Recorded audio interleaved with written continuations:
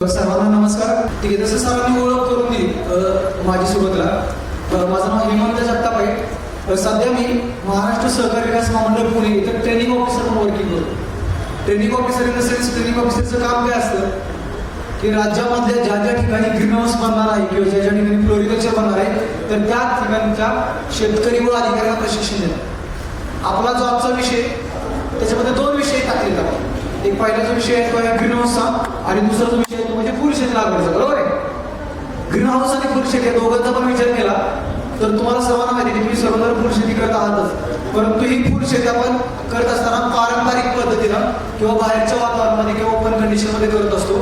अशा वेळेस जर का विदर्भासारख्या ठिकाणी जर का तापमान जास्त आहे, विदर्भासारख्या ठिकाणी जर का पावसाचं प्रमाण जास्त आहे तर अशा ठिकाणी तुम्ही येथील वातावरणाचा उपयोग घेऊन तुम्ही इथं चांगल्या प्रकारे लागवड आपल्याला करायची असेल तर तुम्हाला इथं हायटेक कंडिशन किंवा ज्याला आपण म्हणतो की ग्रीन हाऊस मधील शेती हे करण्याशिवाय पर्याय नाही. आता बऱ्याच वेळेस मनामध्ये प्रश्न येतो की ग्रीन हाऊस म्हणजे नक्की काय? तुम्ही तर हाऊस ऐकलं पण ग्रीन हाऊस म्हणजे नक्की काय? त्याच्यामध्ये फुल शेती आणि ओपन मधील फुल शेती या दोघांमध्ये नक्की फरक काय?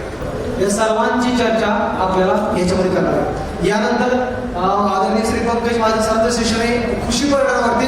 माझी तुम्हाला विनंती आहे की तुम्ही त्याच्यामध्ये पण थांबा. माझा पण कृषी पर्यटनामध्ये जेवढा अनुभव आहे तर त्याच्याबरोबर मी दुसरं सत्र पण कृषी पर्यटनामध्ये याच्यामध्ये थोडंसं बोलणार आहे सर. कारण की हे सर्व प्रशिक्षण कार्यक्रम घेत असताना जरी विषय ग्रीन हाऊस किंवा फुल शेतीचा असला तरी पण आम्ही भाजीपाला लागवड, फुल शेती लागवड, मधुमक्षिका पालन, कृषी पर्यटन, शेतकरी उत्पादक कंपनी या वेगवेगळ्या विषयावरती आपण तुमच्याशी चर्चा करू शकतो की ज्याची तुम्हाला गरज आहे त्या विषयावरती आपण जाऊ शकतो. पहिला जो विषय तो आहे ग्रीन हाऊस. ग्रीन हाऊस हा शब्द जेव्हा आपल्या समोर येतो, ग्रीन हाऊस तुम्हाला काय वाटतं? ग्रीन म्हणजे हिरो आणि हाऊस म्हणजे घर. बरोबर आहे. म्हणजे तुम्हाला ग्रीन हाऊस म्हणजे तुमच्या भाषेमध्ये काय होतं? साध्या आणि सोप्या भाषेत शिकलं तुम्हाला वाटतं की हिरवं घर म्हणजे ग्रीन हाऊस. बरोबर ना? हिरवं घर म्हणजे ग्रीन हाऊस असा त्याचा अर्थ नाही. ग्रीन हाऊस ही एक खूप मोठी गोष्ट आहे किंवा खूप मोठी टर्म आहे. याच्या अंडर किंवा याच्या खाली दोन गोष्टी येतात. पहिली गोष्ट येते शेडनेट हाऊस आणि दुसरी गोष्ट येते पॉली हाऊस. पहिली गोष्ट येते शेडनेट हाऊस आणि दुसरी गोष्ट येते पॉली हाऊस. हे करण्याची गरज का पडली आपल्याला? ग्रीन हाऊस किंवा हे शेड हाऊस किंवा पॉली हाऊस हे करण्याची गरज का पडली आपल्याला? की मी नेहमी सांगतो याच्यामध्ये 4 घटक आहेत. याच्यामध्ये 4 घटक आहेत. या 4 घटकांच्या नियंत्रणासाठी तुम्हाला या गोष्टीची गरज पडते. पहिली जी गोष्ट आहे ती म्हणजे तापमान. आपल्याकडे तापमान खूप जास्त आहे. बरोबर ना? पहिली गोष्ट म्हणजे तापमान. दुसरी गोष्ट ती म्हणजे सूर्यप्रकाश. तिसरी गोष्ट म्हणजे आर्द्रता आणि चौथी गोष्ट म्हणजे कार्बन डायऑक्साईड वायू. तापमान, सूर्यप्रकाश, आर्द्रता आणि कार्बन डायऑक्साईड हे जे 4 घटक आहेत हे 4 वातावरणामधले घटक जर का आपण आपल्या भागामध्ये नियंत्रित करू शकलो किंवा कंट्रोल करू शकलो आणि हे करण्यासाठी नियंत्रित करण्यासाठी जी संरचना आहे किंवा जे घर आहे त्याला आपण म्हणतोय ग्रीन हाऊस. तापमान, सूर्यप्रकाश, आर्द्रता आणि कार्बन डायऑक्साईड हे कंट्रोल करण्याचं जे घर आहे तर ते घर म्हणजे ग्रीन हाऊस. आता या ग्रीन हाऊस मध्ये 2 गोष्टी जसं तुम्हाला सुरुवातीला सांगितलं. या ग्रीन हाऊस मध्ये 2 गोष्टी. पहिली जी गोष्ट आहे किंवा पहिलं जे घर आहे तर ते घर म्हणजे शेडनेट हाऊस आणि दुसरी जी गोष्ट आहे ते म्हणजे पॉली हाऊस. मी नेहमी सांगतो की शेडनेट हाऊस म्हणजे एक गरिबाचं घर असतं आणि पॉली हाऊस म्हणजे एक श्रीमंताचं घर असतं. आपण सुरुवात गरिबाच्या घरापासून करू. आपण जी सुरुवात आहे ही गरिबाच्या घरापासून करू म्हणजे शेडनेट हाऊस पासून सुरुवात करू. Shade net house. आता ही शेडनेट हाऊस म्हणजे काही साध्या आणि सोप्या भाषेमध्ये शेतकऱ्यांच्या भाषेमध्ये जर आपण जाणून घ्यायचा विचार केला शेडनेट हाऊस म्हणजे काय तर एक असं घर की जे घर किंवा जे सांगाडा एक लोखंडी अँगल पासून बनवलेलं असतो. लोखंडी अँगल पासून बनवण्यासाठी आपण म्हणतो की लोखंडी फ्रेम पासून बनवलेला असतो की ज्यामध्ये तुम्ही वरती शेडनेटच्या जाळीने ते झाकलेलं घर असतं की जे घर तुम्ही लाकडी, बांबू, पल्ल्या, फ्रेम, MS अँगल पासून पण बनवू शकता. परंतु तुम्हाला जर का त्याला शासनाची काही मदत पाहिजे असेल किंवा शासनाचं काही अनुदान पाहिजे असेल तर मात्र तुम्हाला शासनाने ठरवून दिलेल्या निकषानुसारच त्याची उभारणी करावी लागते. म्हणजे मी काय सांगेल की तुम्ही शेतकरी आहात आणि तुम्हाला समजा शेडनेट हाऊस बांधायचा आहे तर तुम्ही तुमच्या भाषेमध्ये तुमच्या घरगुती लाकडी, बांबू पल्ले उभे करून पण ते उभारणी करू शकता. पण जर का तुम्हाला शासनाची मदत पाहिजे असेल जर का आपल्याला शासनाची मदत पाहिजे असेल तर मात्र तुम्हाला त्याला GI पाईप मध्येच त्याची उभारणी करणं गरजेचं आहे आणि त्याला वरून वेगवेगळ्या टक्केवारीची शेडिंग रेट टाकणं गरजेचं आहे. वेगवेगळ्या टक्केवारीची तुम्हाला शेडिंग रेट टाकणं गरजेचं आहे. आता ह्याची शेडिंगची टक्केवारी हे 35% ते 100% शेड रेट तुम्हाला मार्केटमध्ये मिळतात. 35% ते 100% वर तुम्ही जाळी टाकू शकता, हिरव्या रंगाची जाळी टाकू शकता. 35% जाळी म्हणजे काय की ज्या जाळीमध्ये 35% सावली पडते आणि 65% सूर्यप्रकाश पडतो. ज्या जाळीमध्ये 35% काय पडणार आहे सावली आणि 65% सूर्यप्रकाश. 50% जाळी म्हणजे काय 50% सावली 50% सूर्यप्रकाश. 75% जाळी म्हणजे 75% सावली 25% सूर्यप्रकाश. तुम्ही मला सांगा विदर्भासारख्या ठिकाणी जर का आपल्याकडे तापमान जास्त आहे तर तुम्हाला इथं जास्तीत जास्त टक्केवारी वाली शेडने टाकली आपल्या वातावरणामध्ये टाकली तर ते काहीच. तुम्ही जर का 35% रेट टाकली तर याच्यामध्ये 35% मध्ये काय होते 35% सावली पडते आणि 65% सूर्यप्रकाश म्हणजे ऊन जास्त पडते. आपल्याकडे काय होतं ऊन जास्त पडते. म्हणजेच विदर्भासारख्या ठिकाणी ज्या ठिकाणी तापमान जास्त आहे अशा ठिकाणी तुम्ही 60% किंवा 75% शेडनेट जर का टाकली तर ते पिकाच्या लागवडीसाठी फायदेशीर होऊ शकते. हा झाला पहिला पार्ट. दुसरा विषय तो रंगाचा की मी कुठल्या रंगाची शेडनेट टाकतो. दुसरा विषय तो रंगाचा. आता शेडनेटमध्ये वेगवेगळे रंग असतात हिरवा, काळा, पिवळा, निळा, लाल. पाहिजे त्या रंगामध्ये शेडनेट तुम्हाला मिळते. पण तुम्ही जे बघितलं असते की तुम्हाला फक्त हिरव्या रंगाची शेड माहिती असते. म्हणजे शेडेड मध्ये मला वाटतं की फक्त हिरव्या रंगाची असतं असं नाही. शेडेड मध्ये तुम्ही हिरवा रंग पण आहे, पांढरा पण आहे, पिवळा पण आहे, लाल पण आहे. पण शक्यतो ज्या लोकांना भाजीपाला पिकांची लागवड करायची डोबळी मिरची, काकडी, टोमॅटो अशी लोक हिरवा अधिक पांढरा म्हणजे एक धागा हिरवा असतो दुसरा धागा पांढरा असतो अशा रंगाची नेट वापरू शकतो. किंवा एक धागा हिरवा असतो दुसरा धागा काळा असतो ग्रीन प्लस ब्लॅक अशी शेड तुम्ही टाकू शकता. समजा तुम्हाला बीजोत्पादन करायचंय शेडेड मध्ये किंवा ग्रीन हाऊसमध्ये सीड प्रोडक्शन करायचंय तर अशा तुम्ही पांढऱ्या रंगाची शेड टाकू शकता. समजा तुम्हाला आतमध्ये फुलपिकांची लागवड करायची तर तुम्ही ग्रीन प्लस ब्लॅक किंवा ग्रीन प्लस व्हाईटच्या प्लेटमध्ये करू शकता. समजा तुम्हाला नर्सरी पिकांची लागवड करायची तर तुम्ही वरून ग्रीन कलरची नेट टाकू शकता कारण की नर्सरी प्लांटला व्हेजिटेटिव्ह ग्रोथ जास्त आवश्यक असते. म्हणजे आपण दोन गोष्टी बघितल्या. एक म्हणजे शेड नेट किती टक्केवारीची वापरायची आणि कुठल्या पिकासाठी कुठल्या रंगाची शेड नेट वापरायची या दोन बेसिक गोष्टी ग्रीन हाऊसमध्ये. आज लोक म्हणतात ग्रीन हाऊसमध्ये की आमच्याकडे ग्रीन हाऊस केले आमच्याकडे चालत नाही आमच्याकडे ऑलरेडी तापमान जास्त आहे.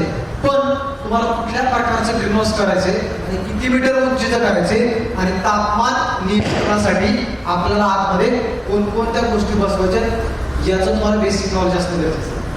आता जसं तुम्हाला सांगितलं की शेडेड ग्रो करताना सगळ्यात महत्वाची गोष्ट तुम्हाला तुमच्या भागामध्ये करावी लागेल ती म्हणजे जागेची निवड.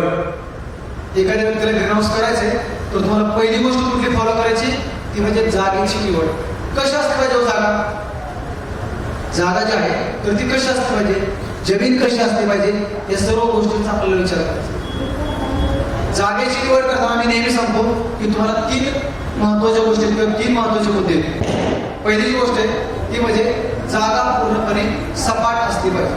जागा पूर्णपणे सपाट असली पाहिजे. जागेची निवड हा एक महत्वाचा मुद्दा आहे. जागा पूर्णपणे सपाट असली पाहिजे. दुसरा मुद्दा जागेच्या आजूबाजूला उंच झाडे नसावीत. जागेच्या आजूबाजूला उंच झाडे असली काय होईल त्या झाडांची सावली तुमच्या त्या ग्रीन हाऊस वरती पडेल आणि आतमध्ये आपण पिकं घेणार तर त्या पिकांच्या वाढीवरती अपेक्षित आपल्याला परिणाम मिळणार. म्हणजे जसं तुम्ही मगाशी शिकला की 35% नेट 50% नेट 50% नेट त्याचा तुम्हाला काहीही फायदा होणार. म्हणजेच काय जागा निवडतात. पण तुम्ही म्हटला आमच्याकडे वाऱ्याचा वेग जास्त आहे तर अशा वेळेस तुम्ही तुमच्या जागेपासून 25 ते 30 मीटर अंतरावरती उंच वाढणारी झाडं लावू शकता. ते झाडं काय करणार तर ते झाड वाऱ्याचा वेग कमी करणार. पण एवढी पण जवळ नसावे की त्या झाडाची सावली त्याच्यावरती पडेल. झाडाची सावली म्हणजे शेड त्याच्यावरती पडेल. बरोबर हा एक महत्त्वाचा मुद्दा. तिसरा मुद्दा आहे की ज्या ठिकाणी आपण ग्रीन हाऊसची उभारणी करणार आहे, ज्या ठिकाणी आपण ग्रीन हाऊसची उभारणी करणार आहे त्याच्यावरून, ज्या ठिकाणी आपण ग्रीन हाऊसची उभारणी करणार आहे त्याच्यावरून हाय टेन्साईल इलेक्ट्रिसिटीची लाईन गेलेली नसली पाहिजे. काय इलेक्ट्रिसिटी लाईन गेली असेल तर, कारण की हे जे स्ट्रक्चर आपण उभारणी करतोय हे पूर्णपणे GI पाईप मध्ये किंवा लोखंडी पाईप मध्ये उभारणी, हे जे स्ट्रक्चर आहे हे पूर्णपणे आपण GI पाईप मध्ये किंवा लोखंडी पाईप मध्ये उभारणी करतोय. आणि GI पाईप मध्ये किंवा लोखंडी पाईप मध्ये जेव्हा असतं तेव्हा करंट बसण्याची शक्यता असते. काही ठिकाणी अशा घटना घडलेल्या आहेत की ज्या लोक ग्रीन हाऊसची उभारणी करतात तर ते लोक जागेवर 9 ते 10 लोक एक्सपायर झालेले आहेत वरून हाय टेन्शन इलेक्ट्रिसिटी. आता तुम्ही म्हणता जर का आमची साधी लाईन इलेक्ट्रिसिटीची तर तुम्ही ती साधी लाईन बदलून घेऊ शकता, परंतु हाय टेन्शन इलेक्ट्रिसिटी लाईन असेल तर कमीत कमी 7 ते 8 मीटर अंतर मध्ये असणं गरजेचं आहे. अजून काय करायला पाहिजे, रोडच्या जवळ पाहिजे, इलेक्ट्रिसिटीची सोय पाहिजे, पाण्याची सोय पाहिजे, मार्केट जवळ पाहिजे. या सर्व गोष्टी, जमीन पाणथळ नसावी, या सर्व गोष्टी असतील तर अशा ठिकाणी तुम्ही ग्रीन हाऊसची चांगल्या प्रकारे उभारणी करू शकता. म्हणजे महत्वाचा मुद्दा कुठला आहे, जागेची निवड. आता तुमची जागा समजा तुमच्याकडे 4 एकर जागा आहे आणि ती 4 ठिकाणी आहे तर या मुद्द्यांवर तुम्हाला ठरवून घ्यायची की माझी कुठली जागा ग्रीन हाऊससाठी योग्य ठरू शकते. दुसरा मुद्दा येतो दिशा. दुसरा मुद्दा येतो ग्रीन हाऊस उभारणीची दिशा. दिशा म्हणजे काय की मी जी ग्रीन हाऊस उभारणी करणार आहे तर त्याची डायरेक्शन कशी असली पाहिजे, त्याची दिशा कशी असली पाहिजे, हा दुसरा अत्यंत महत्वाचा. ग्रीन हाऊसची उभारणी ही नेहमी, ग्रीन हाऊसची उभारणी ही नेहमी आपण दक्षिण उत्तर दिशेमध्ये करतो. दक्षिण उत्तर दिशेमध्ये करतो. दक्षिण उत्तर दिशेमध्ये म्हणजे काय की ग्रीन हाऊसची जी लांबी तर ती लांबी दक्षिण उत्तर दिशेमध्ये राहील. दक्षिण उत्तर दिशेमध्ये का केली पाहिजे आपण उभारणी, का कारण की आपल्याकडे पश्चिमेकडून पूर्वेकडे वाहणाऱ्या वाऱ्याचं प्रमाण जास्त आहे आणि प्रॉपर सूर्यप्रकाश मिळण्यासाठी तुम्हाला ग्रीन हाऊसची उभारणी कशामध्ये करायची, दक्षिण उत्तर दिशेमध्ये करायची. हा एक महत्वाचा मुद्दा आहे. ठीक आहे, जागेची निवड बघितली आपण, दिशा बघितली. पुढचा मुद्दा आहे की आपण आपल्या भागामध्ये कुठल्या प्रकारचे शेडनेट हाऊस उभारणी करू शकतो. कोणकोणते प्रकार आहेत की ज्याची उभारणी आपण विदर्भासारख्या भागामध्ये किंवा इथल्या भौगोलिक परिस्थितीच्या करू शकतो. बघा, तुम्हाला जर का शेडेड हाऊसची उभारणी करायची असेल आणि शासनाचं अंगलट पाहिजे असेल, हा मुद्दा महत्वाचा आहे. तुम्हाला जर का शेडेड गृहाची उभारणी करायची असेल आणि शासनाचं अंगलट पाहिजे असेल तर शासनाच्या नियमानुसार तुम्हाला फक्त 2च प्रकारच्या शेडेड गृहाची उभारणी करता येते. जर का आपल्याला शेडेड हाऊसची उभारणी करायची असेल आणि गव्हर्नमेंटचं अनुदान पाहिजे असेल तर तुम्हाला ऍज पर शासनाच्या नियमानुसार 2च प्रकारची ग्रीन हाऊसची उभारणी करता येते. 2च प्रकारची ग्रीन हाऊसची उभारणी करता येते. पहिला जो प्रकार आहे तो आहे सपाट छताचे शेडेड गृह. त्याला इंग्लिश मध्ये आपण म्हणतोय फ्लॅट टाइप शेडेड हाऊस. पहिला प्रकार कुठला आहे, सपाट छताचे शेडेड गृह, त्याला इंग्लिश मध्ये आपण म्हणतोय फ्लॅट टाइप नेट हाऊस. आणि दुसरा जो प्रकार आहे तो आहे गोलाकार प्रकारचे नेट हाऊस किंवा त्याला आपण म्हणतोय राऊंड टाइप नेट हाऊस. या 2 प्रकारांव्यतिरिक्त दुसऱ्या कुठल्याही प्रकारची तुम्ही उभारणी करू शकत नाही जर का तुम्हाला अनुदान पाहिजे असेल तर. पण समजा तुम्हाला अनुदान नकोय, समजा तुम्हाला शासनाची कुठल्या प्रकारची मदत नकोय, सबसिडीचे मदत शेवटी जाणार आहे, म्हणजे तुम्हाला किती रुपये शासन तुम्हाला अनुदानाच्या जन्मी पुढे जाणार आहे. फक्त आपण एक 5 मिनिट चर्चा करू. समजा तुम्हाला गव्हर्नमेंटचं अनुदान नकोय तर बघा तुम्ही मग बांबू वाल्याचं शेड गृह, कॉन्क्रीट बोर्डचं शेतगृह किंवा तुमचं लोखंडी पाईपचं शेतगृह या प्रकारामध्ये शेतगृहाची उभारणी करू शकता. पण अनुदान पाहिजे असेल तर तुम्हाला याचा जो 4था प्रकार आहे ड मधला तो म्हणजे GI पाईपच्या शेतगृहाची आपल्याला उभारणी करावी लागते. GI पाईपच्या शेतगृहाची उभारणी करावी लागते आणि ते 2 प्रकारामध्ये करावी लागते, फ्लॅट आणि दुसरा राऊंड. हे तुम्हाला पिक्चर मध्ये दिसते. पहिला जो प्रकार आहे तो आहे तुमचा फ्लॅट टाइप नेट हाऊस, हा राऊंड टाइप नेट हाऊस. आणि दुसरा जो प्रकार आहे तो आहे तुमचा फ्लॅट टाइप नेट हाऊस. या 2 प्रकारामध्येच आपल्याला शेडेड गृहाची उभारणी करावी लागते तर तुम्हाला शासन 50% अनुदान देतं. 50% अनुदान देतं. याचा पहिला प्रकार तुम्ही सांगतो हे 2च प्रकार शासनाने का सांगितले म्हणजे सपाट आणि राऊंड. हे दोनच प्रकार शासनाने का सांगितले? काहीतरी फरक असेल ना.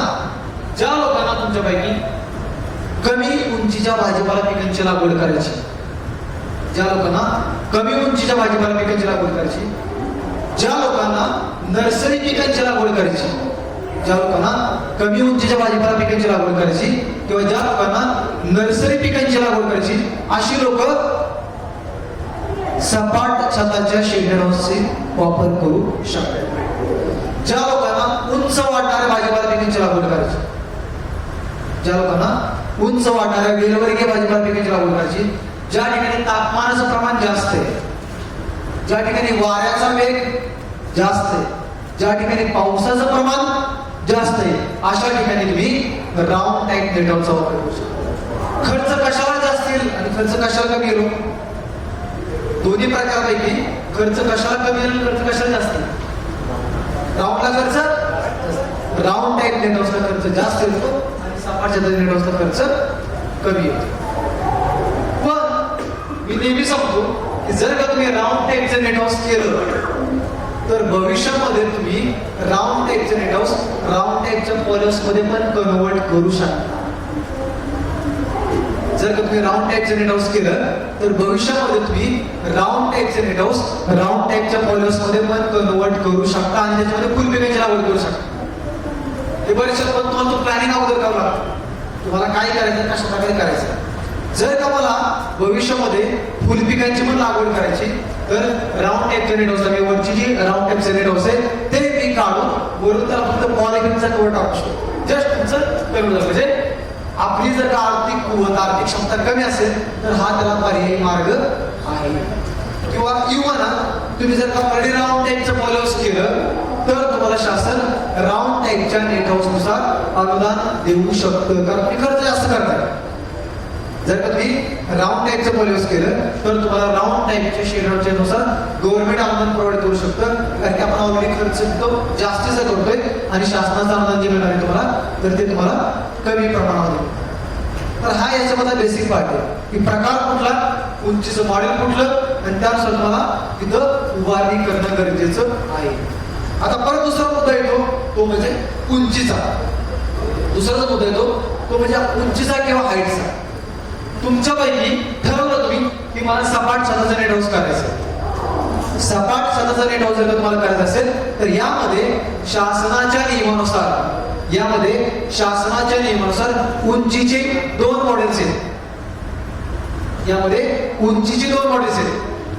पहिली जी उंची ती आहे त्याची उंची तुम्हाला 3.25 मीटर पाहिजे आणि दुसरी जी उंची ती तुम्हाला 4 मीटर पाहिजे. बघा मी काय सांगतो, एखाद्या शेतकऱ्याला जर का सपाट छताच्या नेट हाऊसची उभारणी करायची असेल तर शासनाच्या नियमानुसार तुम्ही फक्त ते दोनच उंचीच्या मॉडेल्स मध्ये उभारणी करू शकता. 3.25 मीटर आणि किती दुसरी 4 मीटर. जर का तुम्हाला राऊंड टाईप नेट हाऊस करायचं असेल तर त्याच्यामध्ये पण शासनाने उंचीचे दोन मॉडेल ठेवले. हे राऊंड टाईप मध्ये तुम्हाला ते एक तर 4 मीटर उंचीचं करावं लागेल किंवा एक तर तुम्हाला ते 5 मीटर उंचीचं करावं लागेल. म्हणजे 4 मीटर आणि 5 मीटर या दोन उंचीच्या मॉडेल व्यतिरिक्त तुम्हाला दुसरं कुठल्याही प्रकारचे नेट हाऊस आपल्या राज्यामध्ये तुम्ही उभारणी करू शकत नाही. हे शासनाचे ठरलेले मापदंड आहेत. हे शासनाचे ठरलेले मापदंड आहेत, याच्या बाहेर तुम्ही जाऊ शकत नाही. बरोबर. दुसरा मुद्दा येतो जागेची निवड झाली ती सगळी. आता तुम्हाला लागवड करायची, आपल्याला फुलपिकांची लागवड करायची असं गृहीत धरा. ज्यावेळी तुम्हाला शेडेड गृहामध्ये किंवा ग्रीनहाऊसमध्ये फुल पिकांची लागवड करायची असेल तर याच्यामध्ये अत्यंत महत्वाचा बेसिक पार्ट आहे तो म्हणजे लागवडीचं माध्यम. तुमच्याकडे जी असणारी जमीन आहे, आपल्याकडे उपलब्ध असणारी जी काळी माती, तर ती काळी माती ग्रीनहाऊस मधल्या पिकांसाठी चालत नाही. ही जी काळी माती, ही काळी माती ग्रीनहाऊस मधल्या पिकांसाठी चालत नाही. मग काय, यासाठी शासनाने तुम्हाला आयडियल ग्रीनहाऊस मधलं मातीचं माध्यम ठरवून दिले. मातीचं माध्यम करून दिले. मग कुठली माती पाहिजे तुम्हाला? त्या मातीमध्ये तुम्हाला 4 घटक पाहिजे. एक पाहिजे तुम्हाला लाल माती, दुसरं पाहिजे तुम्हाला शेणखत, तिसरं पाहिजे तुम्हाला वाळू आणि चौथं पाहिजे तुम्हाला भाताचं तूस.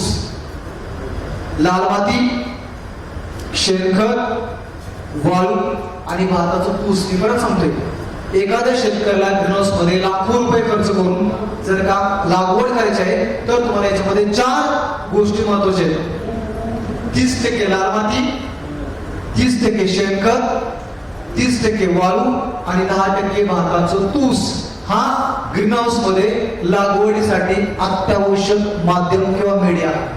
तुम्ही जर म्हटला की आमच्याकडे लाल माती नाही, आमच्याकडे लाल माती नाही, तर त्याला पर्याय मला आतमध्ये गाळाची माती टाकावी लागेल. गाळाची माती की ज्या मातीचा पीएच किंवा ज्या मातीचा सामू हा तुमचा न्यूट्रल किंवा उदासीन लागतो, जो 6.5 ते 7.5 पर्यंत तुम्हाला त्या मातीचा सामू पाहिजे आणि त्या मातीमध्ये पाण्याचा निचरा चांगला झाला पाहिजे. लाल माती सांगण्यामागे कारण काय, काळी माती का नकोय, कारण की काळ्या मातीमध्ये पाणी धरून ठेवण्याची क्षमता जास्त असते. काळ्या मातीमध्ये पाणी धरून ठेवण्याची क्षमता जास्त असते आणि त्यामुळे झाडांच्या मुळांच्या वाढीला त्यामध्ये परिणाम होतो.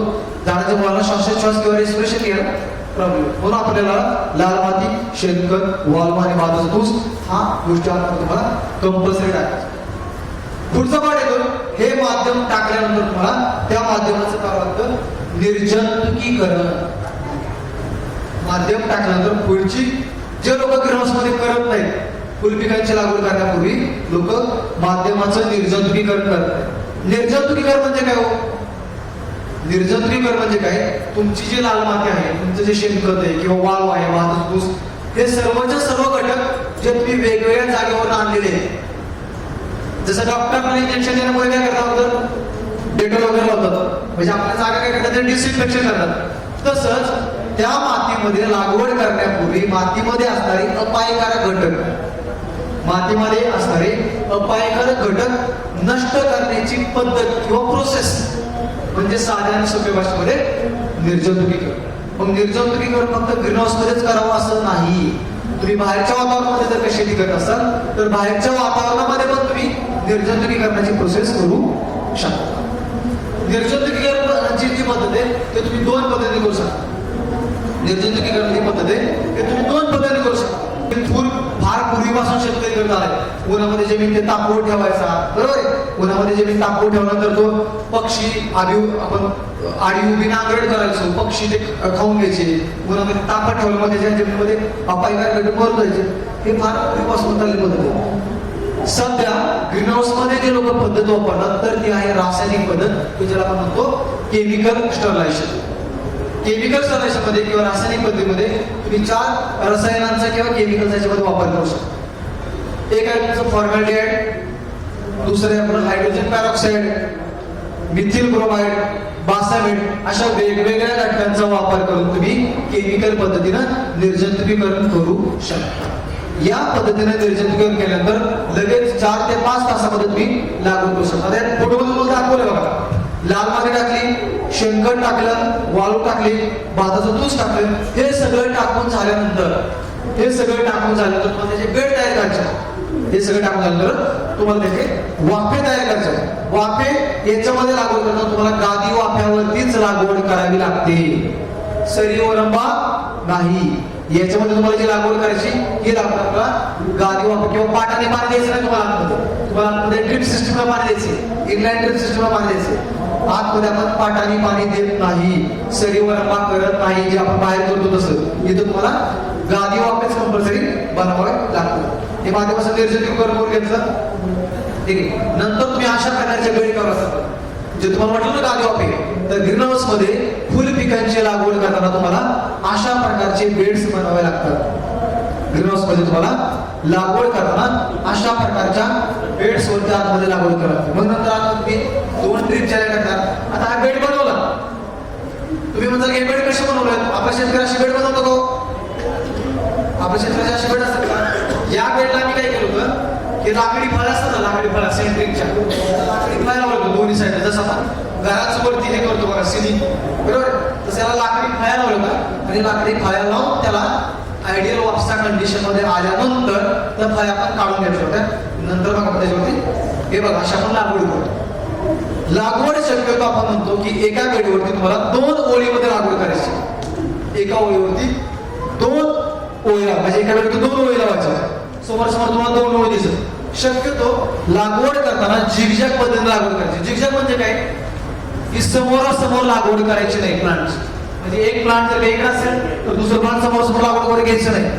झिगझॅग म्हणजे असं तिरकस पद्धतीने आपण लागवड करू शकतो की जेणेकरून काय होईल की दोन्ही झाडांच्या फांद्या किंवा ब्रांचेस एकमेकांमध्ये शिरणार नाही आणि तुम्हाला आतमध्ये हवा चांगली खेळती राहील, व्हेंटिलेशन चांगलं राहील. म्हणून शक्यतो लागवड करताना समोरासमोर लागवड न करता तिरकस पद्धतीने लागवड करायची. सुरुवातीचे 15 दिवस, आता हे जरबेराचं झाड आहे, हे जरबेरा फुल पिके. सुरुवातीचे 15 दिवस तुम्हाला जहारीच्या साह्याने पाणी द्यायचे. जहारीच्या साह्याने पाणी दिल्यामुळे काय होतं की त्याला प्रॉपर इरिगेशन सुरू बसतं आणि नंतर मग तुम्ही ड्रीप लाईन चालू करू शकता. पण सुरुवातीचे 15 दिवस तुम्हाला हा जो व्यक्ती दिसतोय तो जहारीने पाणी घालतोय तर असं जहारीच्या साह्याने तुम्हाला पाणी घालायचं, बरोबर. नंतर मग तुम्ही बघा दुसरं लागवड करताना दाखवले त्याच्या हातामध्ये 1 नंबरच्या पिक्चरमध्ये दिसतंय तर ते कोकोपीट मधलं रोप आहे, कोकोपीट. तर ते सुरुवातीला 20% पोर्शन त्याचा बेडच्या वरती ओपन ठेवायचा, उघड ठेवायचा. डायरेक्टली रोप पूर्णपणे जमिनीमध्ये काढायचं नाही. पूर्णपणे जे रोप जमिनीमध्ये तुम्ही काढलं तर ते बाहेरच्या वातावरणामध्ये असावे, तिथं लोक माना टाकतात. म्हणजे ते कोकोपीटचं माध्यम आणि मातीचं माध्यम दोन्ही जर काही एकत्र आले तर झाड काय करतो, माना टाकतो आणि माना टाकल्यामुळे तुमच्या पिकाच्या वाढीवरती म्हणून झाड परत तोल पडतो. म्हणून सुरुवातीला झाडाचा काही पोर्शन ओपन ठेवायचा आणि नंतर मग तुम्ही त्याला माती टाकून एक 8 दिवसांनी परत नॉर्मल वाटत्या वातावरणामध्ये रुजलं की मग तुम्ही त्याला मातीच्या साह्याने पूर्णपणे पॅक करू शकता.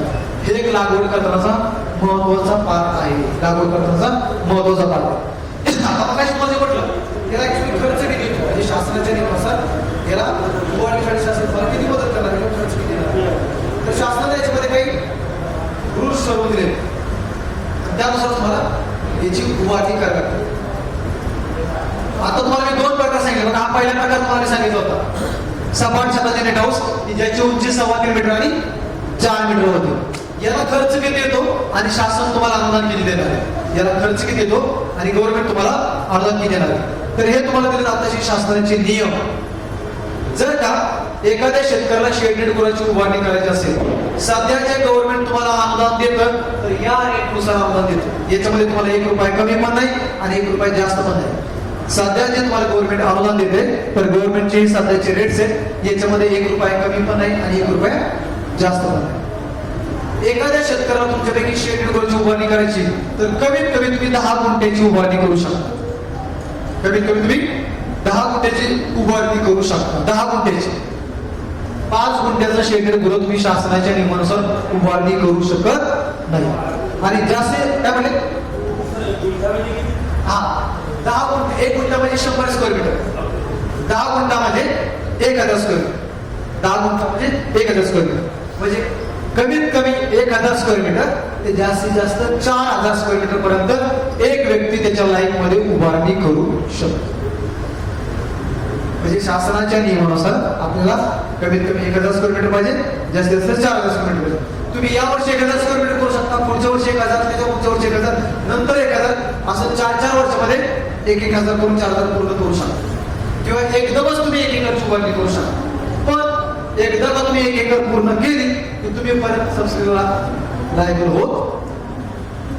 जास्तीत जास्त मर्यादा ठरवून दिली ती 1 एकर.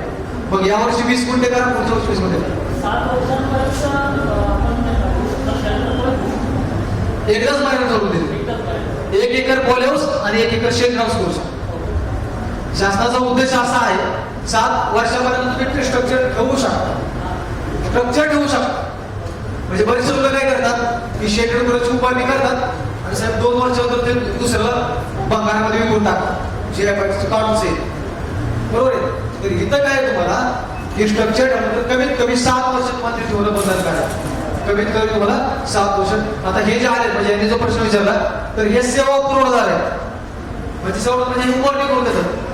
तर यांना हे उभारणी करून देतात म्हणजे काय की यांचा पण आपण काय केलंय की राज्य स्तरावरती कंपनीची नोंदणी केलेली आपण आणि त्या नोंदणीमध्ये काही सेवा पुरवठा ठरवून दिले. तर त्याच्यामध्ये एक सेवा पुरवठादार आहे. म्हणजे तुम्हाला जर उभारणी करायची असेल तर हे अधिकृत सेवा हे आहे, तुम्ही त्यांना कॉन्टॅक्ट करू शकता. म्हणजे शासनाच्या नियमानुसार ठरवून दिलेल्या व्यक्तींमधूनच तुम्हाला त्याची उभारणी करणं गरजेचं.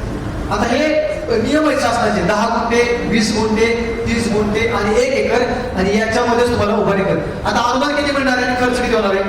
जर का आपल्याला उभारणी करायची तर इथे तुम्हाला दिले की 10 गुंठ्याचा खर्च दिलाय 595 दिसतो शेवटच्या टेबलमध्ये. 595 काय आहे? एका स्क्वेअर मीटरचा खर्च.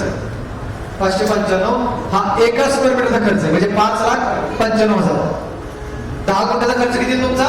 5,95,000, म्हणजे 595 गुणिले 1,000 केलं तर 5,95,000 तुमचा 10 गुंठ्याचा खर्च आहे, आणि त्याच्या 50% तुम्हाला गव्हर्नमेंट अनुदान देणार. म्हणजे जवळपास 6 लाख रुपये खर्च पकडला तर 10 गुंठ्याच्या क्षेत्र हाऊसला जर का 6 लाख रुपये खर्च पकडला तर 3 लाख रुपये तुम्हाला गव्हर्नमेंट अनुदान देणार आहे, आणि 3 लाख रुपये तुम्हाला तुमच्या स्वतःच्या खिशातले पैसे टाकायचे आहेत. जसा प्रकार बदलेल आणि उंची बदलेल तशी तुमची किंमत वाढत जाणार आहे. जसा प्रकार बदलेल आणि उंची बदल तशी तुमची किंमत वाढत जाणार. ठीक आहे, जर आपण सपाट झालं. आता राऊंड टाईपचा विचार करू आपण. हे राऊंड टाईप मध्ये तुम्हाला उंचीचे 2 मॉडेल सांगितले. मधली उंची कशी काउंट केली? एक तर 4 मीटर आणि 5 मीटर. म्हणजे गव्हर्नमेंटच्या नियमानुसार तुम्हाला एक तर ते 4 मीटरचं आणि 5 मीटर पाहिजे. याचा खर्च आपण बघू. याचा खर्च बघा, जवळपास 7,10,000 रुपये खर्च. तिथं 6 लाख होता, उंची वाढली, प्रकार बदलला की जवळपास 1.25 लाख रुपये वाढले. उंची बदलली आणि प्रकार बदलला की जवळपास तुमचे 1.25 लाख रुपये वाढले. पण सबसिडी पण तुमची त्या पद्धतीने वाढते. हे शासनाच्या आत्ताची रेट्स आहेत. या रेटनुसार तुम्हाला राऊंड टाईपच्या रेटनुसार गव्हर्नमेंट तुम्हाला अनुदान प्रोव्हाइड करणार आहे. या नियमानुसार तुम्हाला शासन सध्या अनुदान प्रोव्हाइड करते राऊंड टाईपच्या रेटनुसार. ठीक आहे, हा झाला शेल्टर हाऊसचा विषय. दुसरा जो पार्ट आहे मग तुम्हाला म्हणतो तो म्हणजे पॉली हाऊस. दुसरा पार्ट आहे तो म्हणजे पॉली हाऊस. तुमच्यापैकी ज्या लोकांना पॉली हाऊस करायचं तर शासनाच्या नियमानुसार हे 2च प्रकार पॉली हाऊस मध्ये. शासनाच्या नियमानुसार हे 2च प्रकार पॉली हाऊस मध्ये ज्याची तुम्ही उभारणी करू शकता. यामध्ये तुम्हाला जो पहिला प्रकार दिसतोय तर त्याला मराठीमध्ये म्हटलंय नैसर्गिक वायू संचालित पॉली हाऊस. जो पहिला प्रकार आहे त्याला आपण म्हटलंय नैसर्गिक वायू संचालित पॉली हाऊस, किंवा त्याला इंग्लिश मध्ये आपण म्हणतोय ओपन व्हेंटिलेटेड पॉली हाऊस किंवा नॅचरली व्हेंटिलेटेड पॉली हाऊस. दुसरा जो प्रकार आहे त्याला मराठीमध्ये म्हणतात वातावरण नियंत्रित पॉली हाऊस. दुसरा जो प्रकार आहे याला मराठीमध्ये म्हणतात वातावरण नियंत्रित पॉली हाऊस, किंवा त्याला इंग्लिश मध्ये म्हणतात climate control poly house, CCPH. त्याला आपण म्हणतोय क्लायमेट कंट्रोल पॉली हाऊस. या 2 प्रकारा व्यतिरिक्त दुसरा कुठलाही प्रकार तुम्हाला पॉली हाऊस मध्ये शासनाच्या नियमानुसार उभारणी करता येत नाही. हे जे 2 प्रकार दिले, या 2 प्रकारा व्यतिरिक्त तुम्ही दुसरा कुठलाही प्रकार तुम्हाला पॉली हाऊस मध्ये उभारणी करता येत नाही. पण पहिला जो प्रकार आहे तो जर तुम्हाला करायचा असेल तर तुम्ही शासनाच्या नियमानुसार तो करताना कमीत कमी तो 500 स्क्वेअर मीटरचा करू शकता, आणि जास्तीत जास्त 4,000 स्क्वेअर मीटरचा करू शकता. पहिला जो प्रकार दिसतो तुम्हाला तो कमीत कमी तुम्ही 500 स्क्वेअर मीटरचा करू शकता, जास्तीत जास्त 4,000 स्क्वेअर मीटरचा करू शकता. दुसरा जो प्रकार आहे क्लायमेट कंट्रोल किंवा वातावरण नियंत्रित तो करत असेल तर त्याला मात्र तुम्हाला कमीत कमी 1,000 स्क्वेअर मीटर ते जास्तीत जास्त 4,000 स्क्वेअर मीटर मध्ये करता. म्हणजे दुसरा जो प्रकार आहे तो तुम्हाला 5 गुंठ्यामध्ये करता येत नाही. पहिला प्रकार तुम्ही 5 गुंठ्यापासून 1 एकरमध्ये जाऊ शकता. दुसऱ्या प्रकारामध्ये मात्र तुम्हाला कमीत कमी 10 गुंठ्यापासून ते जास्तीत जास्त आपल्याला 1 एकरमध्ये जाता येईल. बरोबर आहे? सांगतो किमती. ठीक आहे, हा झाला. आणि प्रकार झाला त्याला खर्च किती येतो, विदर्भामध्ये कुठला चालतो, उंची किती असते. तर पहिला जो प्रकार आहे या पहिल्या प्रकारामध्ये विदर्भासाठी जिथे टेम्परेचर जास्त आहे त्याची उंची आपण विदर्भ आणि खानदेशासाठी सांगितली 6.5 मीटर. विदर्भ आणि खानदेशासाठी पहिला जो प्रकार आहे त्याची उंची आपण सांगितली 6.5 मीटर. मध्य महाराष्ट्र, कोकण, मराठवाडा याच्यासाठी आपण त्याची उंची सांगितलेली 6 मीटर. 6 मीटर म्हणजे, आणि विदर्भासाठी उंची सांगितली आपण 6.5 मीटर. दुसरा जो प्रकार आहे क्लायमेट कंट्रोल पॉली हाऊस मध्ये याची उंची सांगितली आपण साधारणतः 4.5 मीटर ते 5 मीटर तुम्ही करू शकता. आता याची उंची तुम्हाला किती जरी ठेवली तरी अडचण काय येत नाही, कारण की तुम्हाला ते स्वतः आर्टिफिशियल वातावरण कंट्रोल करायचं. बरोबर आहे? कारण या दोन्हीमध्ये फरक विचारला तर काय होईल की याच्यामध्ये तुम्हाला नॅचरली आपण वातावरण कंट्रोल करतोय, दुसऱ्यामध्ये तुम्हाला तिथं फॅन आणि पॅड, एक्झॉस्ट फॅन आणि कुलिंग पॅड बसवतात, आणि त्याच्या साईडने तुम्ही वातावरण घेतात. एक्झॉस्ट फॅन, कुलिंग पॅड आणि फॉगिंग सिस्टम याच्या साईडने तुम्ही दुसऱ्यामध्ये वातावरण कंट्रोल करता. आता किमतीचा जर विचार बघितला किमतीमध्ये हे सध्याचे किमतीचे नियम आहेत. हे सध्याचे किमतीचे नियम आहेत की ज्या नियमानुसार तुम्हाला गव्हर्नमेंट याच्यामध्ये अनुदान प्रोव्हाइड करतं. ज्या नियमानुसार तुम्हाला गव्हर्नमेंट अनुदान प्रोव्हाइड करतं. जर का तुम्हाला समजा 5 गुंठ्याची उभारणी करायची, बरोबर आहे, तर 5 गुंठ्याचा गव्हर्नमेंटचा खर्च जवळपास 5 गुंठे म्हणजे किती 500 स्क्वेअर मीटर ते 935. 500 गुणिले 935 केलं तर जी तुमची किंमत आहे तेव्हा म्हणजे 5.5 लाख रुपये त्याच्या 50% तुम्हाला गव्हर्नमेंट अनुदान प्रोव्हाइड करते. म्हणजे विदर्भामध्ये 5 गुंठ्याचा पॉलिओची उभारणी करताना शासनाचा जो नियम हा जो 935 जो नियम आहे याच्यामध्ये 2 गोष्टी आहेत. म्हणजे पॉलिओची उभारणी पण होणार आहे आणि त्याच्यामध्ये ड्रिप सिस्टीम पण येणार. जर का तुम्हाला 10 गुंठ्याची उभारणी करायची 10 गुंठ्याची तर त्याचा खर्च येतो जवळपास 9,35,000. 10 गुंठ्याचा जो खर्च आहे तो आहे आपला 9,35,000 पर्यंत आणि त्याच्या 50% तुम्हाला शासन याच्या उलट जर कमी क्लायमेट कंट्रोल मध्ये गेलो किंवा वातावरण नियंत्रण शेतीमध्ये गेलो क्लायमेट कंट्रोल मध्ये गेलो तर मात्र माझा खर्च हा याच्या जवळपास 1.5 पट वाढतोय किंवा 2 पट वाढतोय किंवा 2.5 पट वाढतोय. याचा जो खर्च आहे तर तो 2 पट किंवा 2.5 पट वाढतोय वातावरण नियंत्रित पॉलिसी. म्हणजे इथं जर खर्च माझा 10 गुंठ्याचा 935 आहे तर तिथं जवळपास 1,500 रुपये वरती गेला. बरोबर आहे. म्हणजे जवळपास 1.5 पट कॉस्टिंग हे माझे क्लायमेट कंट्रोल पॉलिसी मध्ये गेले. सध्या ज्या गव्हर्नमेंट सबसिडी देते आपल्या राज्य सरकारच्या स्कीम मध्ये त्यानुसार तुम्हाला याला 50% गव्हर्नमेंट अनुदान प्रोव्हाइड करते. समजा तुमचं जर का क्षेत्र डोंगराळ भागामध्ये असेल समजा आपलं क्षेत्र जर का डोंगराळ भागामध्ये असेल तर शासन तुम्हाला 55 याच्यापेक्षा 15% अनुदान जास्तीचं देतो म्हणजे 65%. आणि समजा तुमचं पोखरा एक योजना आहे बघा पोखरा विदर्भामध्ये तर पोखरामध्ये गाव असेल तर मात्र तुम्हाला गव्हर्नमेंट 75% सबसिडी. म्हणजे कुठल्या कुठल्या योजनामध्ये तुम्हाला याच्यामध्ये अनुदान मिळतं तर एक राज्य सरकारची पहिली योजना आहे म्हणजे नॅशनल हॉर्टिकल्चर मिशन राष्ट्रीय फलोत्पादन अभियान. दुसरी योजना आहे पोखरा. तिसरी केंद्र सरकारची योजना आहे नॅशनल हॉर्टिकल्चर बोर्ड. या तिन्ही योजनांमधून तुम्हाला 50% पासून ते 75% पर्यंत तुम्हाला गव्हर्नमेंट अनुदान देतं. पुढचा पाठ आहे एखाद्या शेतकऱ्याला पाहिजे असेल तर तुम्ही आतमध्ये कोणकोणत्या भाजीपाला पिकांची लागवड करू शकता आणि कोणकोणत्या फुल पिकांची लागवड करू शकता. ते काय ढोबळी मिरची साधी मिरची काकडी टोमॅटो चेरी टोमॅटो खरबूज लेट्यूस ब्रोकोली लाल कोबी या वेगवेगळ्या प्रकारच्या भाजीपाला पिकांची लागवड तुम्ही करू शकता. ज्याला तुम्हाला गव्हर्नमेंट याला पण अनुदान देतं लागवड साहित्याला पण अनुदान देतं. जर का तुम्हाला फुल पिकांची लागवड करायची आपला आताचा विषय फुल पिकांचा तर याच्यामध्ये 4च फुल पिकांना गव्हर्नमेंट अनुदान देते. फुल पिकांमध्ये तुम्हाला शासन स्तरावरती 4च फुल पिकांना अनुदान देतं. एक आहे जरबेरा दुसरा आहे कार्नेशन अँथोरियम आणि ऑर्किड या 4 फुल पिकांना तुम्हाला गव्हर्नमेंट याच्यामध्ये अनुदान देतं. हा महत्वाचा पाठ आहे. फुल पिकांमध्ये तुम्हाला 4 गोष्टींना गव्हर्नमेंट अनुदान देतं जरबेरा कार्नेशन ऑर्किड आणि अँथोरियम. आणि या फुल पिकामध्ये 4 गोष्टींना गव्हर्नमेंट अनुदान देतं. कुठल्या 4 गोष्टी? एक म्हणजे प्लांटिंग मटेरियल म्हणजे लागवड साहित्य. दुसरं म्हणजे वाफे तयार करण्याचा खर्च. तिसरं WSF म्हणजे काय वॉटर सोल्युबल फर्टिलायझर खतांचा खर्च. आणि चौथी गोष्ट पेस्टिसाइड म्हणजे औषधांचा खर्च. या 4 गोष्टींना गव्हर्नमेंट तुम्हाला याच्यामध्ये अनुदान देतं. समजा तुम्ही कार्नेशन आणि जरबेरा या फुल पिकाची लागवड करता. समजा आपण कार्नेशन आणि जरबेरा या फुल पिकाची लागवड करतोय तर गव्हर्नमेंट तुम्हाला 610 रुपये पर स्क्वेअर मीटर या हिशोबाने अनुदान देते. तुम्ही समजा अँथोरियम आणि ऑर्किडची लागवड करताय तर तुम्हाला गव्हर्नमेंट 700 रुपये पर स्क्वेअर मीटर या हिशोबाने गव्हर्नमेंट तुम्हाला याच्यामध्ये अनुदान प्रोव्हाइड करते. याच्या व्यतिरिक्त दुसऱ्या कुठल्याही गोष्टीवर तुम्हाला लागवड साहित्यामध्ये गव्हर्नमेंट अनुदान प्रोव्हाइड करत नाही.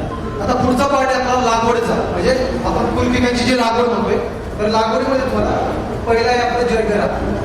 लागवडीमध्ये फुल पिकामध्ये पहिला आहे आपलं जरबेरा. ठीक आहे. आपण फुल पिकांची ज्यावेळी लागवड बघतो तर लागवडीसाठी आपल्या वेगवेगळ्या देशामध्ये लागवडीसाठी आपला स्कोप आहे. म्हणजे तुम्ही USA Japan Netherland Germany UK इकडे एक्सपोर्ट करू शकता फुल पिकांचं. आपल्या भागामध्ये कुठल्या कुठल्या फुल पिकांना डिमांड आहे चांगल्या प्रकारे आपण बघू. जगामध्ये कुठली चांगली 10 फुल पिकं चालतात. रोज तुलिप क्रिसॅन्थेमम जरबेरा पेर्सिया कार्नेशन लिलियम ॲलिस्टोमिया आयरिस आणि जिप्सोफिला. हे जिप्सोफिला हे सध्या एक रिसेंटली फुल पिक आलेले. जिप्सोफिला म्हणजे तुम्ही एखाद्याला बुके देता बुके पुष्पगुच्छ तर त्याला पाठीमाग म्हणजे फिलर मटेरियल असतं ना तर त्या फिलर मटेरियल लोकांना जिप्सोफिलाचा वापर करतात. पुष्पगुच्छामध्ये पाठीमाग त्याला लावू शकतो. ठीक आहे. भारतामध्ये कुठली फुले जातात तर रोज आहे अँथोरियम आहे क्रिसॅन्थेमम आहे जरबेरा आहे डहेलिया आहे कार्नेशन आहे लिलियम आहे ग्लॅडिओलस आहे ऑर्किड आहे, ट्यूबरोज आहे, ही आपल्या देशामध्ये चालणारे चालते. तुम्ही आपल्या विदर्भामध्ये कुठली कुठली चालते हो? जरबेरा आहे, गुलाब आहे, ट्यूबरोज आहे. शक्यतो ऑर्किड आणि अँथोरियम आपण लागवड करत नाही. ऑर्किड आणि अँथोरियमची लागवड आपण जिथं समुद्र किनारे आहे किंवा जिथं आर्द्रतेचं प्रमाण जास्त आहे तिथं आपण ऑर्किड आणि अँथोरियमची लागवड. पण तुमच्याकडे गुलाब, जरबेरा, लिलियम, ट्यूबरोज हे चांगल्या प्रकारे तुम्ही फुलपिकं आपण आपल्या वातावरणामध्ये घेऊ शकतो. पहिला आपण बघू जरबेराची लागवड. पहिली लागवड आपण बघू जरबेराची. तुमच्यापैकी एखाद्या शेतकऱ्याला जरा जरबेरा या फुलपिकाची लागवड करायची असेल तर मगाशी जो वेळ सांगितलं लाल माती, शेणखत, वाळू असतो तोच वेळ वापरायचा आहे. लागवड जी तुम्हाला लागवड 1 फूट बाय 1 फुटावरती करायची. याची जी लागवड आहे ही लागवड आपल्याला 1 फूट बाय 1 फुटावरती करायची. साधारणतः एका एकरामध्ये आपल्याला 2400 झाडं बसतात जरबेराची. 1 फूट बाय 1 केली तर जरबेराची साधारणतः आपल्याला 2400 झाडं बसतात. एक झाड साधारणतः आपल्याला वर्षाला ऑन एव्हरेज 45 ते 50 फुलं देते. एक झाड आहे ते वर्षभरामध्ये साधारणतः आपल्याला किती फुलं देते? 45 ते 50 फुलं देते.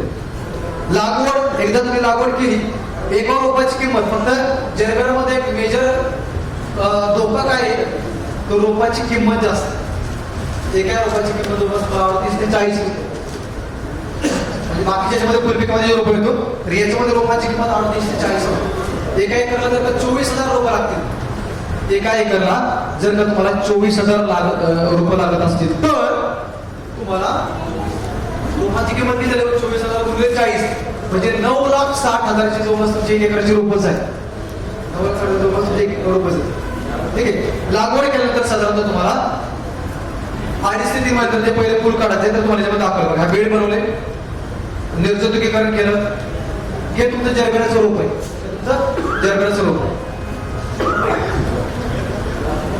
हे आपलं जरबेराचं रोप आहे. बरोबर समजले? हे जरबेराचं रोप आहे. लागवड करताना तुम्हाला मागायचं जसं म्हटलं की वरचं 20% पोर्शन तुम्हाला ओपन ठेवायचं. सुरुवातीला 15 दिवस आपल्याला झाडाच्या साहाय्याने पाणी द्यायचंय. ठीक आहे. नंतर हे बघा जरबेराचं फुल आल्यानंतर ते मार्केटला योग्य आहे. तुम्ही कसं ठरवणार की ज्यावेळी जरबेराच्या दांड्याची लांबी, जरबेराच्या स्टेपची लेंथ 45 ते 55 सेंटीमीटर आहे. जरबेराच्या फुलाचा व्यास, जरबेराच्या फुलाचा व्यास हा तुमचा 10 ते 12 सेंटीमीटर आहे आणि जरबेराचं फुल काढल्यानंतर 8 ते 10 दिवस टिकून राहतं. तर अशा फुलाला जरबेराला मार्केटमध्ये चांगल्या प्रकारे डिमांड असते. की आतमध्ये आपल्याला लागवड किंवा प्लांटेशन करताना तुमच्या मनामध्ये 3 गोष्टी महत्वाच्या आहेत. पहिली गोष्ट आहे की ही शेती जर तुम्ही स्वतः करणार असाल तर तुम्ही याच्यामध्ये पडा, कारण याच्यामध्ये लाखो रुपये इन्व्हेस्टमेंट आहे. ग्रीन हाऊस मधली शेती ही तुम्ही स्वतः करणार असेल तर तुम्ही याच्यामध्ये पडा, अदरवाईज याच्यामध्ये पडू नका. याच्यामध्ये लाखो रुपये इन्व्हेस्टमेंट. सेकंड थिंग, गव्हर्नमेंट मला देते म्हणून मला करायचं, बट माझी स्वतःपासून इच्छा नाहीये. गव्हर्नमेंट मला प्रोव्हाइड करते म्हणून मला या शेतीमध्ये पडायचंय, अदरवाईज माझी स्वतःहून इच्छा नाही तर तुम्ही याच्यामध्ये पडू नका. आणि थर्ड इम्पॉर्टंट गोष्ट is patience. Third important thing is patience. Patience, संयम. पहिल्या वर्षी जरी मला मार्केटला रेट मिळाला नाही तरी पण मी सेकंड इयरला प्लॅनिंग करून मी त्याच्यामध्ये पडेल आणि चांगल्या प्रकारे प्रोडक्शन घेईल आणि याच्यामध्ये यशस्वी होईल. हा याच्यामध्ये डिसिप्लिन. म्हणजे 3 गोष्टी एवढ्या जर तुम्ही मात करू शकला तरी विदर्भामध्ये चांगल्या प्रकारे लोक ग्रीन हाऊस मध्ये फ्लोरिकल्चर, व्हेजिटेबल याच्यामध्ये प्रोडक्शन घेऊ शकतात.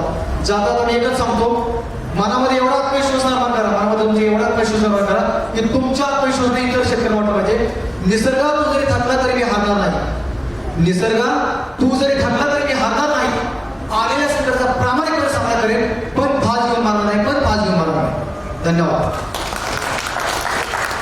शेवटचे 5 मिनिट आपण इंटरॅक्शनसाठी ठेवू किंवा question answer सेशनसाठी.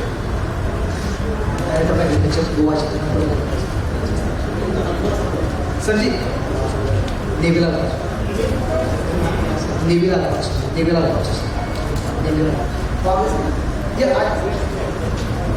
Hemant Jagtap, mobile number आहे 8282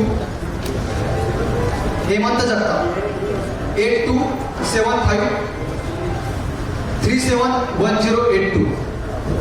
गोवा गव्हर्नमेंटचे डायरेक्टर ऑफ ऍग्रिकल्चर नेव्ही लालबाग साहेबांनी टाळ्यांच्या गजरामध्ये आपण स्वागत केलं. म्हणजे छोटंसं स्टेट असलं तरी फ्लोरिकल्चर, व्हेजिटेबल आणि हायटेक कंडिशन मध्ये खूप अडॉप्ट केलेलं आहे सगळ्यांनी. मी कार्यक्रमाच्या निमित्ताने सरांना विनंती करायची का आपण खाली 2 मिनिट ॲड्रेस कीजिए माझ्यावर. शिवानंद वाघे सर पण ॲग्रिकल्चर ऑफिसर गोवा गव्हर्नमेंटच्या आपल्यामध्ये आहेत. सगळ्यांना नमस्कार. व्यासपीठावर उपस्थित असलेले मान्यवर आणि शेतकरी बंधू भगिनींनो, आता तुम्हाला जगताप साहेबांनी जी माहिती दिली ती एकदम प्रॅक्टिकल माहिती आहे. आणि त्यांनी जे सांगितलं तुम्हाला की सबसिडी भेटते किंवा सरकारी मदत भेटते म्हणून आपण शेती नाही केली पाहिजे, तर शेतकऱ्याच्या मनामध्ये शेतीबद्दल आस्था असली पाहिजे. आता सगळ्यांना माहीत आहे की निसर्ग जो आपला आहे तो दिवसेंदिवस बदलत चाललेला आहे आणि त्याच्यामुळे जर आपण कंट्रोल कंडिशनमध्ये किंवा हरितगृहामध्ये ग्रीन हाऊस टेक्नॉलॉजी जर वापरली तर शेतकऱ्याला त्याच्यापासून चांगला फायदा भेटू शकतो. आणि पुष्कळ शेतकरी असे आहेत की त्यांनी त्याच्यापासून एम्प्लॉयमेंट जनरेट केलं आहे. गोव्यामध्ये सुद्धा शेतकऱ्यांना दिसून आलेलं आहे की ऑर्किडची फुलं होतात. गोव्याचं जे हवामान आहे ते ऑर्किडच्या फुलासाठी फेवरेबल आहे आणि शेतकरी पुढे येऊन त्याच्यामध्ये त्याने क्रांती घडवून आणलेली आहे. एक म्हणजे जसं जगताप साहेबांनी तुम्हाला सांगितलं की जर सुरुवातीला आपल्याला अपयश आलं तर त्याच्यामध्ये आपल्याला खचून जाता गरजेचं नाही, पण failure in the first step of success. तुम्हाला जर फेल्युअर आलं तर यशाची ती पहिली पायरी आहे असं आपण समजायला पाहिजे आणि त्यामध्ये चिकाटी दाखवली पाहिजे. कारण याच्या पुढे येणारा जो शेतीसाठी काळ आहे तो प्रिसिजन फार्मिंगचा आहे. जेवढं झाडाला अन्नद्रव्याची गरज आहे तेवढं झाडालाच केलं पाहिजे.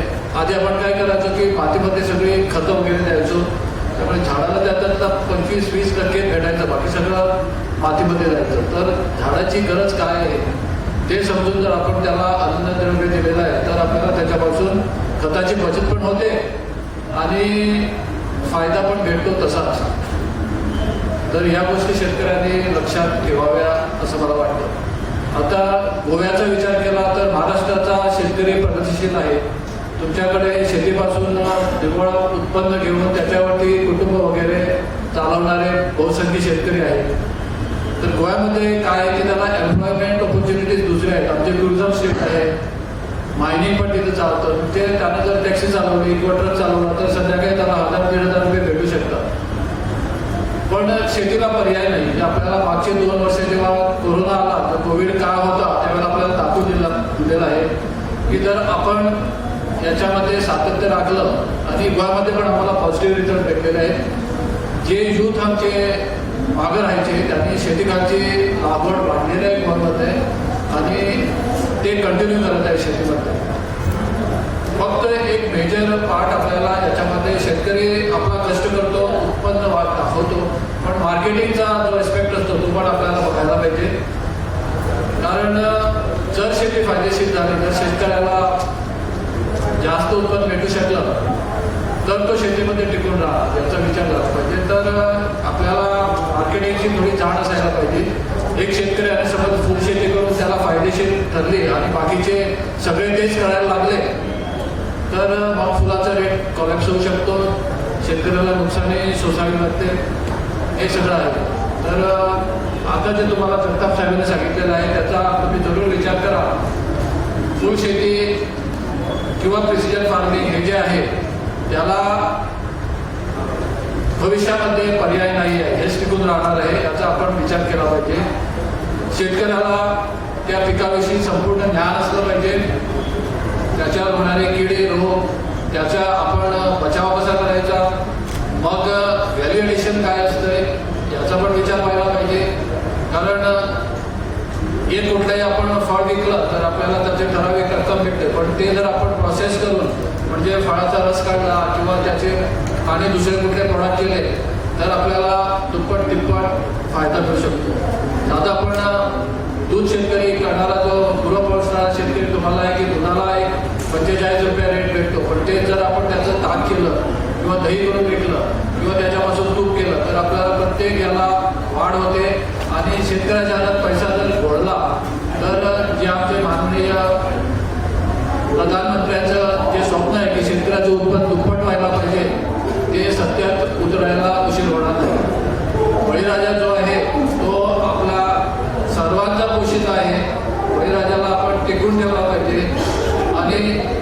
शासनाने त्याला जिथे जरूर आहे तिथे मदत केली पाहिजे. आम्ही गोव्यामध्ये शेतकरी आधार निधी म्हणून एक आमची योजना आहे. जर शेतकऱ्याला नुकसान झालं तर प्रति हेक्टर आम्ही 40,000 पर्यंत त्याला मदत